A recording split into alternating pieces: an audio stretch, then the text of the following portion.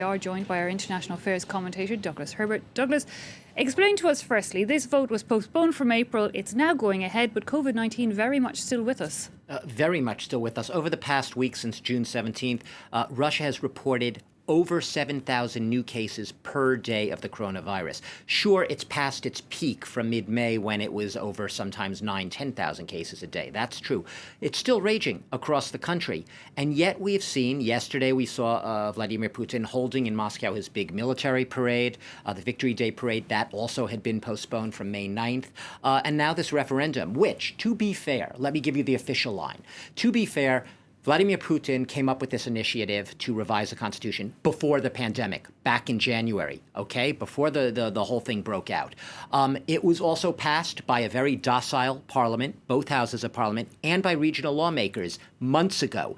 This today is not even being called a referendum by the Kremlin. It's being called a people's vote, a so-called plebiscite, in order to give it some legitimacy. It's not legal. He didn't have to hold this referendum. Putin says it is necessary for the security and the stability of Russia going ahead in the future. The last constitution was under Boris Yeltsin. Remember that name? 1993. We have not seen a constitutional revision since then. So it's necessary, according to Putin. That's the official version.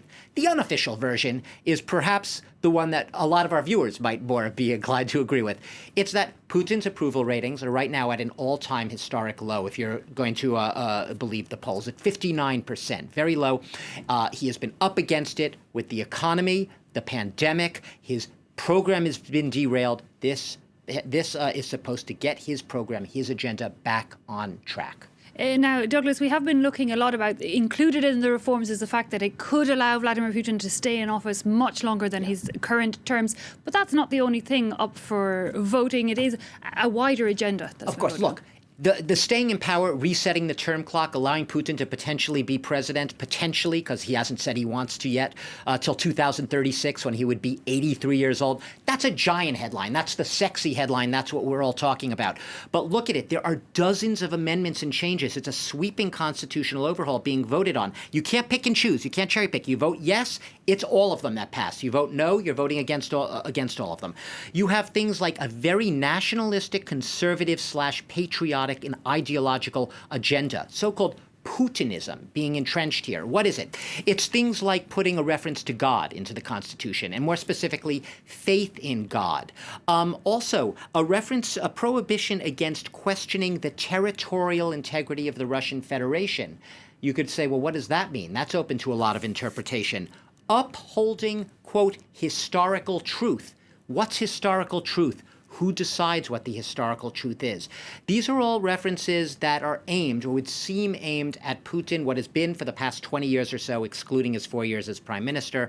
The Putin agenda promoting Russia's as a great nation, a patriotic image of Russia, rallying Russians in support of this image of a great Russia. You remember Putin said, he said that the collapse of the Soviet Union at the end of the 20th century was one of the greatest geopolitical tragedies of the 20th century. This is getting that agenda entrenched, Putinism. You mentioned Putin's approval rating still high, 59%, yep, but falling. But overall, what do Russians think about these reforms? First of all, it's a foregone conclusion, practically, that this is going to pass. The polls by Russian pollsters suggest that a solid majority, about 60%, a little higher, are going to vote in favor of passage. However, at the same time, the same polls conducted by institutes such as the Levada Polling Institute, very respected, Vizsiom, another state polling institute, show that a little over 40%, over 4 in 10 Russians, are very skeptical, have little faith in this referendum, or that how they basically feel or trust Putin, and whether or not this is even going to be held in a legitimate, honest, transparent way. So a lot of cynicism about the referendum, even as Russians are being marshaled to vote on it. If you're a civil servant in Russia, you work at a government ministry, you will get notices from your bosses basically telling you, go out and vote. Are you forced to at a gunpoint? Obviously not. But there's a lot of pressure if you work for government to go out and vote, and not just to do that, but to tell your friends to vote. And they're not watching you in the ballot box, but they know whether or not you voted, and there's a presumption perhaps that you are going to vote for Putin's agenda, ... or else. Obviously not explicit, but there is a lot of pressure to vote here. I will say one thing. Young Russians have also been polled by several institutes. And what's interesting there is 2/3 of them really would prefer to see Vladimir Putin, the back of him, to see him step down from power.